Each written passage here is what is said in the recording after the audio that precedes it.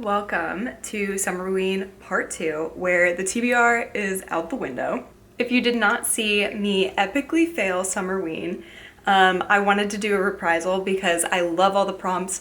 Summerween is totally my vibe. I love horror, I love summer, I love slashers, and I need to participate. And I need to read all of the books on my TBR that fit these prompts and this vibe so perfectly. So I'll be reading for a week, and we are going to be following the prompts from Gabby Reads. And I have started with Hot Girl Murder Club by Ashley Winstead. It is Monday evening. I'm halfway through this audiobook that I got from NetGalley. I'll need to tell you more about it at another time. I've got to get dinner on, but I wanted to say welcome to the vlog. We are doing Summerween Part 2, and I hope you enjoy. Hello. I have been waiting for my HVAC unit to go off for the last 6 minutes. I've been sitting here in front of the camera just waiting for it to turn off, and it's not, and it's hot out here. So I'm gonna go, and hopefully you guys can hear me. I am here to tell you that I finished my first book of Summerween Part 2, which is gonna be Hot Girl Murder Club by Ashley Winstead, which was a NetGalley ALC that I was kindly gifted. So I wanna give you my rating and review for it, and I wanna give you a very, very brief flyover synopsis for the book. We follow Hollywood socialites and then their lives 10 years later. So we follow 3 girls, sisters, Scout and Georgia, and then their friend Isabel. But Isabel is, like, one of the points of contention is that she's not related to these girls. Like, that is how close they are. Like, the 3 of them are basically sisters, and they go to Hollywood together to become rising starlets, for better and for worse. And so they're at a party, and Georgia, the youngest, is killed.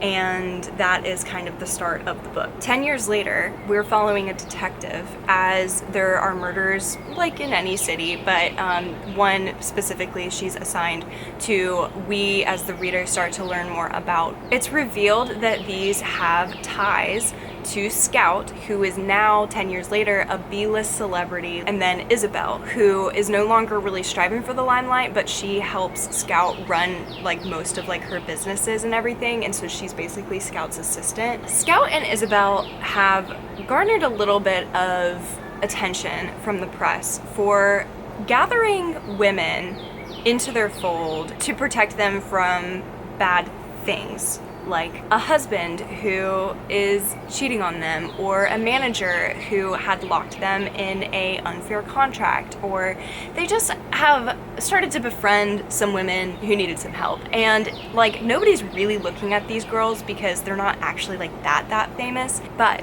when Scout's DNA is found on a crime scene and the detective starts to look at her, people have started to almost see these girls as vigilantes. Unofficially dubbed the Hot Girl Murder Club, there is a lot of like publicity and buzz around them. It's a very glamorous setting, it's got a really cool setup, and then it has this crime angle where you're following a detective, and so if you like thriller and crime and murder mysteries, it does have that angle mixed with these glamorous events, this Hollywood setting. I was very, very excited about this book, and I'm devastated to only be giving it 3 stars. 3 stars is not a bad rating. 3 stars is above average. It was a good book. I really did enjoy myself. If I did 0.5 ratings, like 3.5 would be what I give this book, but I don't.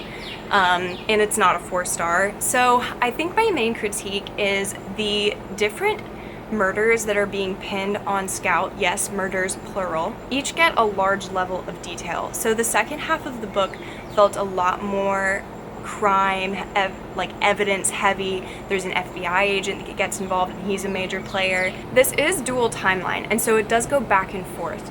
But for some reason, the first half of the book felt a little bit more internal to this friend group and more about the girls. And I think I preferred that to the zoomed out lens of all of this crime information, all of these murders, and there's a lot more to the story. So what I liked about the first half of the book is it was about them landing their first jobs together. It's about them like having an interaction with a creepy like guy who is an assistant producer, and like it felt lighthearted in a way. They were going to parties and going to events, and it talks a lot about like their internal drama, and so I think that was more appealing to me than the zoomed out lens, which is really interesting because even though I didn't enjoy the second half of the book more, I think actually the second half of the book is what is to be respected about this new Ashley Winstead novel. The level of conspiracy that she tackles and the intricacies of this plot is definitely something I admire about this book. I think I just maybe was falling in love with these characters and felt like I lost them to other new introduced characters later on in the book. But I really want to say I want you guys to read this book. If the setup sounds any way interesting to you, yes, please go check it out because Ashley Winstead is a powerhouse of a writer. I have given her 1 5-star, 2 4 stars, and now unfortunately 1 3-star. But I love Ashley Winstead's writing and I will be picking up like all of what she reads for all time. Prompt wise, this is going to be for pink on the cover.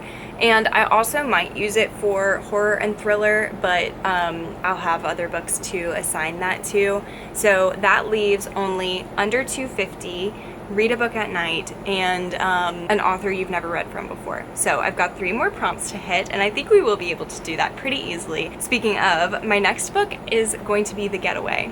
Now, I am already a good chunk into this book. I did start it in June and put it down to read some other things, and now I've picked it back up. I am a little over halfway into this book, and it is about Karloft Country, which is this almost Disneyland-esque company. They have movies, they have a theme park, and you follow a couple characters who live on the compound. This is a YA horror, I believe. I need to double check that because I guess it's giving like sci-fi dystopian. It's basically an apocalypse book. It's like if the outside world doesn't exist anymore, and now Jay, the main character, his friends Zeke and Connie, and then there's one other girl who is a Karloft, who is like the granddaughter of the people who are in charge of this compound. So the 4 of them trying to navigate with their families these disruptions in food supply, other resources, lack of Wi-Fi, like I think there's been some sort of grid wipeout or something like that. It's a pretty intense book. I love the cover, don't get me wrong, but I think the cover of it could have been a better representation of the content of the book. I wouldn't necessarily say that this is giving Karloft Country apocalypse story. I have never read from Lamar Giles before, but he is definitely an amazing storyteller, and there's some mixed media components in this. There's messages, there's Karloft Country like logo, branding, announcements, all sorts of stuff. So it's a really creative book and I'm enjoying it, but I think I was maybe hoping for more of like a disappearance, missing person, like thriller book, rather than the direction this is going is a lot more dystopian than I was expecting. If I shift my expectations, I know I'm gonna love this. I mean, it's on track for being a 3-star, but I mean, the ending could surprise me. I'd really love to finish this relatively soon. So I'm pretty much solely at this point relying on audiobooks for my Summerween video here because I realized my book club is coming up so fast and I need to use my physical read to read that book. The Getaway is not under 250 pages and I've not read it at night, but Lamar Giles is a new author to me, which is amazing because I think he has a couple of other books out. After this, we're gonna have to pick something that's a short book that's under 250 pages. Hot Girl Murder Club was 320, and then The Getaway is 380, so definitely not under 250, that's for sure. Those are all of my updates for now, and I will let you know when I have another one. Hi, I have a reading update for you. I am here to report that I did indeed finish The Getaway by Lamar Giles, and I'm giving this 4 stars. This book disturbed me a lot more than I was expecting. The cover and the title, and I'm going to talk about this in a little bit more detail in a minute, do not convey the depth of depravity that is featured in this book. This is a corporatized apocalypse that was set in motion by people in power, and Karloff Country is their version of like a safety bunker, or what am I trying to say, like an underground like resource hoard bunker situation. There's a phrase for that, like a doomsday prep. Two conversations I would like to touch on, and these are not going to be a end-all be-all comment from me. This is more of a discussion. This is something I want to learn more about and like kind of dive in deeper to. But firstly is the fact that this is YA. YA audience is more about the readership age and is not necessarily a guideline for the content that you will see or won't see in a book labeled YA. I do understand that. However, I think a book like this, it did shock me the level of disturbing content and the detail in which the on-page violence and racism is happening. There is nothing implied. Everything is written on page and sometimes in a lot of detail. And I don't think that in itself is inherently bad. I think there's a lot of YA audiences, that readership, those 15, 16, and 17-year-olds who are reading adult audience books and are reading this content.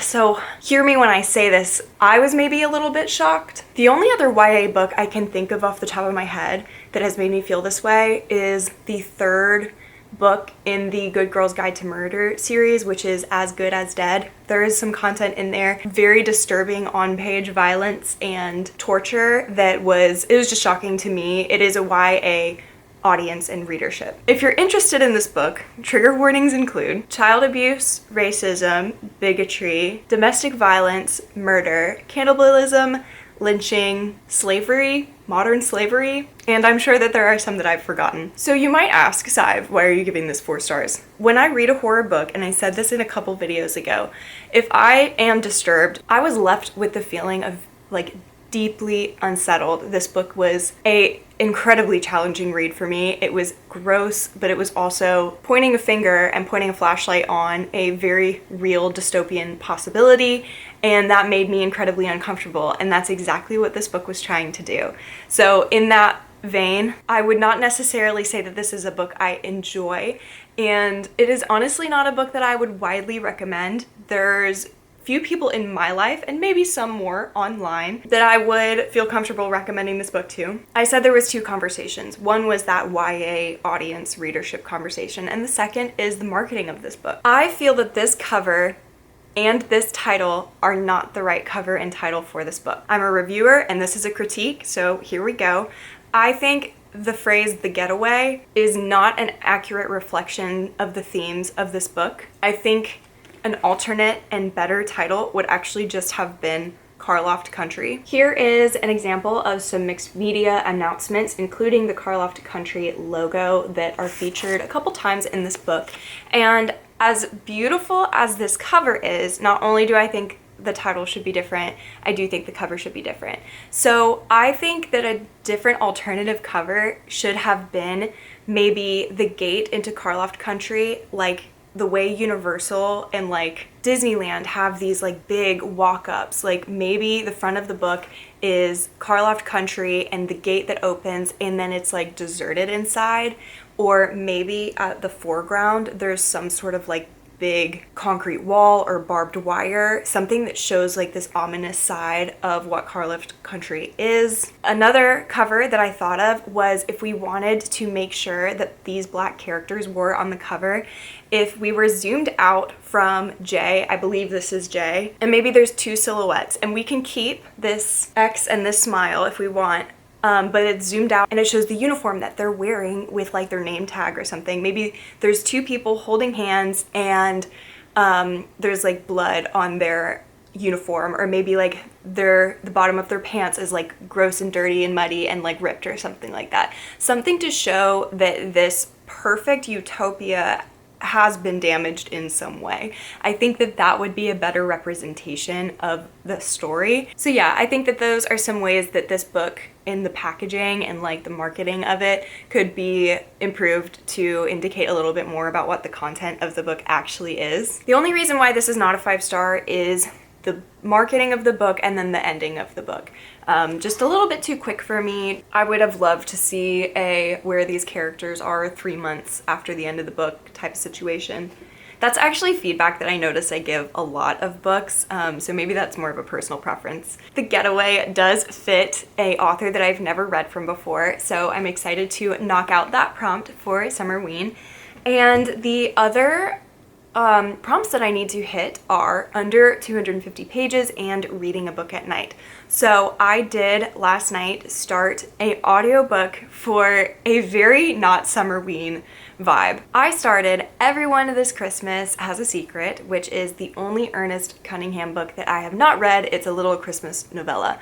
Very not Summerween vibes, but I was desperate for an audiobook to start that was going to be under 250 pages. I have so many good new release audiobooks that have come in. I have the new Mary Kubica, I have the new Alex Finley, and there's another one, but all of them are not under 250 pages. So I did go a little rogue last night and just like picked a book that I know that I'm interested in reading, but yeah, not the most Summerween vibes, but it is under 250 pages, and I did start it at night. So I will hopefully be able to finish that. That might be the last book I do for Summerween. We will see timeline-wise how much time I have to dedicate to maybe a fourth audiobook, which would be awesome. But those are my reading updates for now. I will love you and leave you, and hope you're having a wonderful day. Hello, I am here to wrap up the Summerween vlog because I've done a lot of reading since I spoke to you. So I finished the novella, which is Everyone This Christmas Has Killed Somebody.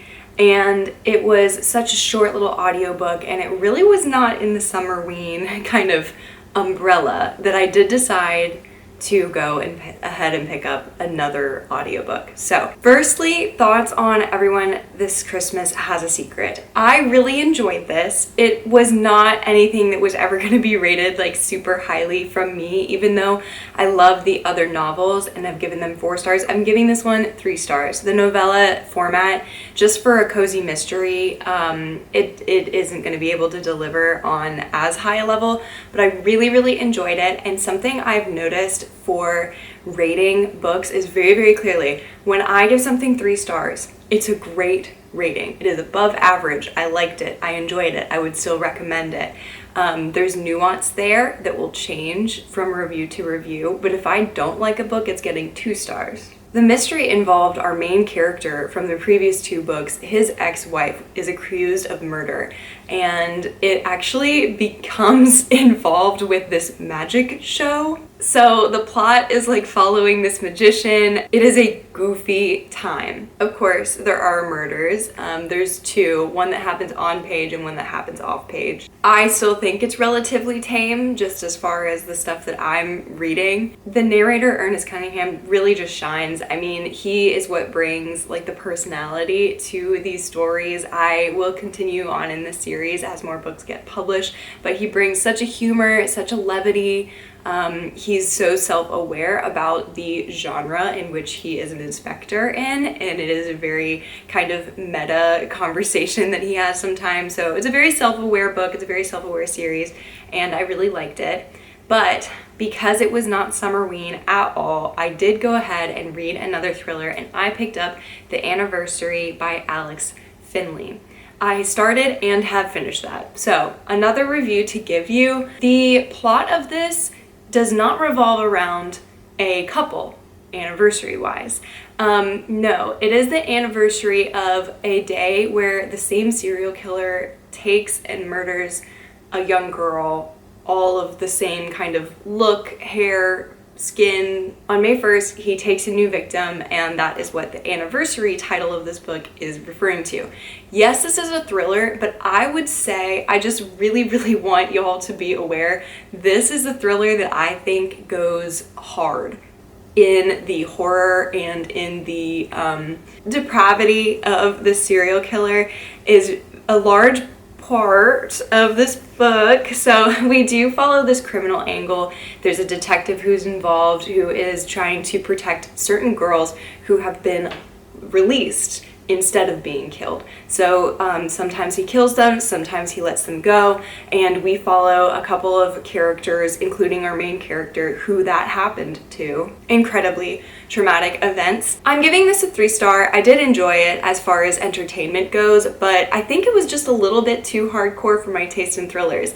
I love horror, as you well know by now at this point if you're at the end of this video. There's something about the content of this book that was just a little bit more disturbing than I would expect from the packaging of this book. I know that's a lot of what we've talked about in this video, which is not a direction I expected these discussions to go, but look at the cover, look at the title, and has what I have described to you reflect what you see here? I don't think it does. Many trigger warnings. Please look them up before tackling this book. And maybe just from my perception of Alex Finlay's other books that I've read, which let me double check for you which ones I have read. I know that I have What Have You Done on my physical TBR, but let's see what I've read from him. Oh wow, okay, so I've only read one book from him, If Something Happens to Me. It looks like I gave it 2 stars and did not review it. Awesome. I'm not really good at reviewing things on Goodreads. I'm trying to get better at it though. All that to say, I do think I could have been a little bit more proactive in setting my expectations correctly for this book, because in true thriller fashion, most of the time for thrillers and mysteries, especially if I've read from the author before, I will not read the synopsis. Whereas if I had done that for this book and I knew that it was about a serial killer, and I probably could have prepared myself a little bit better for the content that would come up. Here we are, the end of Summerween. Let us wrap up all of the prompts and what books that I read for each. So read a book at night. I'm doing Everyone This Christmas Has a Secret. Read a thriller or horror. I think we will assign The Anniversary to that one. New to me author is of course The Getaway. Pink on the cover would be the first book I read for this video, which is Hot Girl Murder Club. We have a lovely Ashley Winstead author name in hot pink. And lastly, the less than 250 page prompt is going to be for Everyone This Christmas Has a Secret. So thank you so much for joining me for this part 2 of Summerween. I hope that you enjoyed listening to all of the crazy books that I read for this video. It was kind of a heavy one, so y'all take a breather, go grab something to drink, grab something to eat. If you like other bookish content like this, please subscribe. I would love to have you. Other than that, have a great rest of your day, and I will see you in the next video. Bye.